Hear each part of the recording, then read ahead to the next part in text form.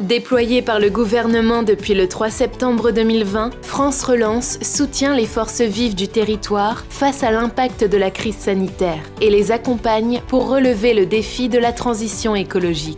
Découvrez dès maintenant les structures accompagnées en Haute-Marne ainsi que leurs projets sur les réseaux sociaux et le site internet de la préfecture à travers de courtes capsules vidéo. L'art urbain s'affiche en ville à Saint-Dizier. Une exposition pour commémorer le centenaire d'un incendie. L'Andra ouvre les portes d'une station expérimentale en pleine forêt.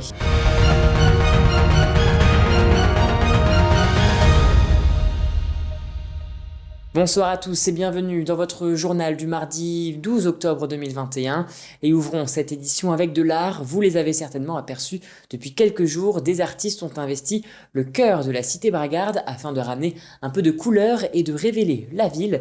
Un reportage de Kéliane Dutreuil. La ville de Saint-Dizier continue à se transformer en un musée à ciel ouvert. Depuis quelques jours, 4 artistes sont arrivés dans la cité bragarde pour apporter un peu de couleur à quelques coins de rue.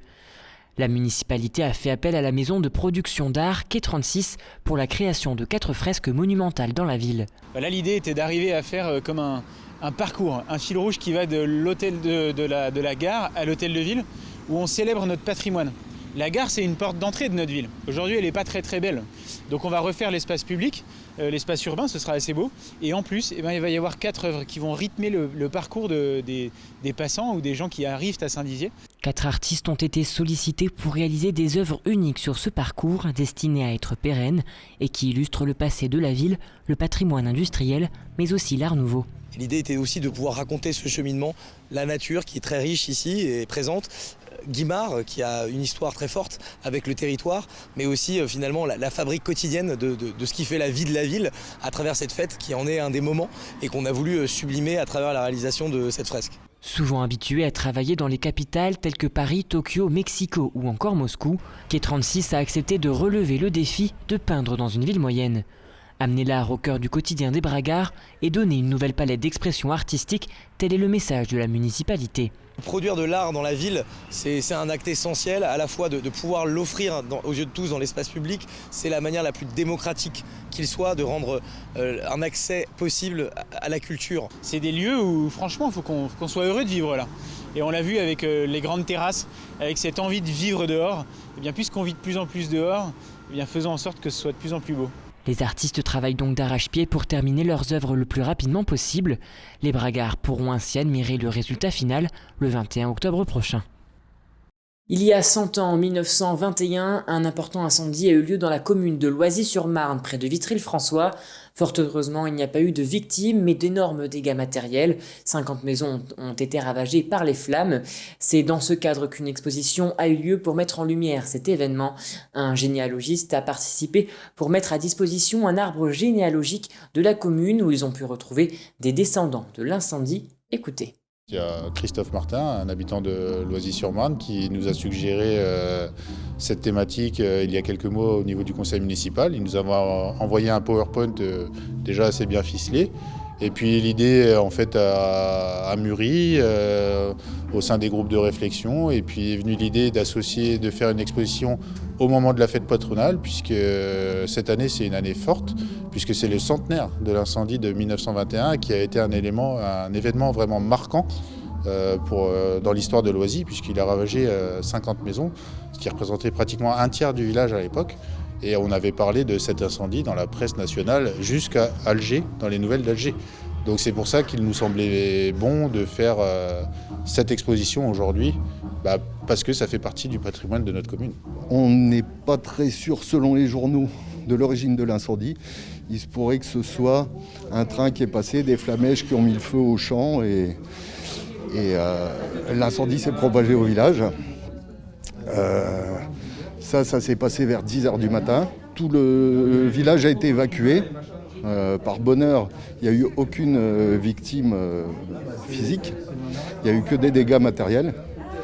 Et ce qu'on peut retenir principalement, c'est que toutes les pompes à l'époque, c'est-à-dire tous les pompiers de la région, sont intervenus. Et passons à présent au chiffre du jour qui est de 14 520. C'est le nombre de grues déjà présentes sur le lac du Der. D'autres sont encore en train d'arriver. À noter que le record du nombre de grues remonte à 2019 avec 268 120 grues.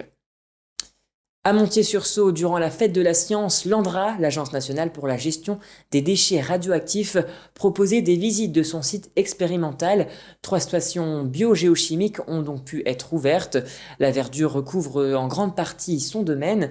Il a comme utilité de prendre connaissance de l'environnement dans son ensemble afin de savoir si le projet CIGEO est viable. Un reportage de Julien Voirin. Dans le cadre de la Fête de la Science, l'ANDRA, l'Agence nationale pour la gestion des déchets radioactifs, a décidé ce samedi de faire visiter ces 3 stations biogéochimiques. Ce site de Montier-sur-Sault a attiré quelques curieux qui s'étaient manifestés en ce beau week-end d'octobre. Il y a 3 stations forestières similaires qui sont installées très proches les unes des autres, sur 3 types de sols différents, de manière à essayer de comprendre comment fonctionne l'écosystème forestier et quelle est l'influence de la nature du sol sur cet écosystème. En lien avec le projet CIGEO, l'ANDRA a souhaité étudier l'ensemble des compartiments de l'environnement. C'est pour ça qu'elle a créé un observatoire pérenne de l'environnement en 2007. Grâce à cela, elle analyse l'écosystème forestier. Dans le cadre du projet CIGEO, on a besoin de connaître l'environnement, donc définir l'état initial de l'environnement et de voir ensuite si le projet, si CIGEO est réalisé, de voir l'évolution de l'environnement au cours du temps pendant l'existence de CIGEO. Il sera important de voir si le stockage, s'il est réalisé bien sûr, a un impact sur l'environnement.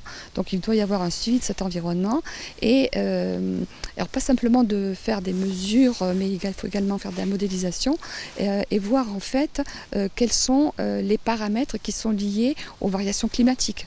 Exploité depuis 2011, le site n'a pas encore pu servir de base sur le long terme, mais des observations peuvent déjà être faites, comme la récupération de poussière qui s'élève à 40 kg par hectare. Et donc ce sont des poussières qui viennent à la fois des poussières sahariennes, comme on en récupère un petit peu partout en France de manière plus ou moins importante, mais aussi c'est une remobilisation des sols liés aux activités agricoles. Le week-end aura donc été l'occasion de découvrir ce site biogéochimique présent à Montier-sur-Sault, un site qui permettra au projet CIGEO de voir le jour. Et voilà, c'est la fin de cette édition. Merci à tous de l'avoir suivi. Dans un instant, vos prévisions météo de demain présentées par Manon Grosset. Très belle soirée à vous. Toute l'actualité qui vous concerne, à voir et ou à revoir, dès maintenant sur puissancetélévision.fr et sur notre application mobile. Une femme sur 8 risque de développer un cancer du sein. L'information sur le dépistage précoce permet de sauver des milliers de vies et est essentielle. Alors Puissance Télévision s'engage pour véhiculer ce message. Tous ensemble, restons vigilants.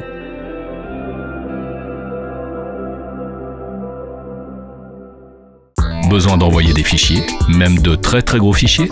Suisse Transfert. Jusqu'à 50 Go, gratuit, sans inscription, et vos données restent en Suisse. Suisse Transfert, par Infomaniac.